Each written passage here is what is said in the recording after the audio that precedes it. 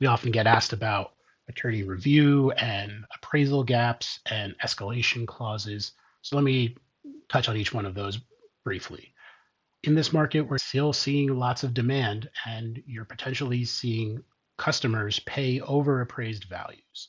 So people are coming in knowing that they're competing against three, four, five other people and are saying, you know what, this house works for me.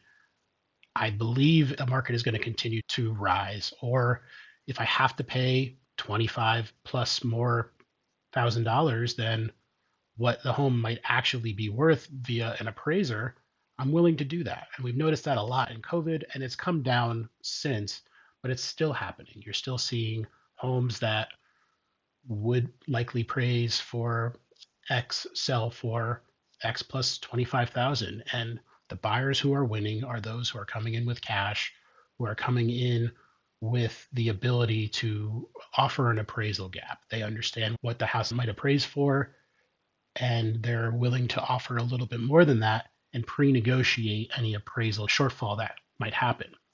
So it's just all about giving the seller certainty that the deal will close. Appraisal gap coverage is an important concept to understand, not only for you, but also in your conversation with your realtor.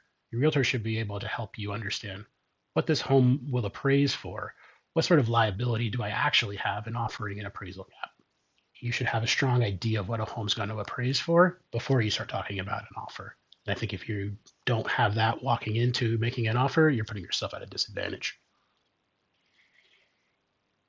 With appraisal gaps, a big part of how much we can offer on an appraisal gap comes down to the buyer's financing. So if we're putting down 20% on a home and the available funds are 25%, then we really only have 5% of an appraisal gap to offer. If the buyer is paying cash, or if the buyer has more money than that, then they have the ability to cover more in a gap. Whether or not they have to or want to is a different conversation that needs to be had. But oftentimes a financial constraint ends up being what an appraisal gap is limited by. I see a lot of people talking about escalation clauses.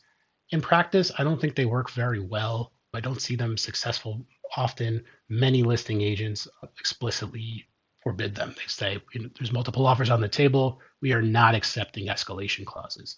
And the general idea is if you're willing to pay up to a certain amount, those listing agents want to get that certain amount for their client. So really, escalation clauses isn't something that I hang my hat on. The biggest thing about attorney review is your ability to move quickly. And what I mean by that is you have your attorney already chosen before you put in your offer. That way, as soon as you get your offer accepted, you already know who you're calling. As soon as you get your offer accepted, get on that attorney's calendar. Make sure that you have a call with them as soon as possible to go over the document. You want to turn around a attorney review letter as soon as possible. The longer that process takes, the more likely that another buyer is going to come into the market and potentially disrupt you in your deal.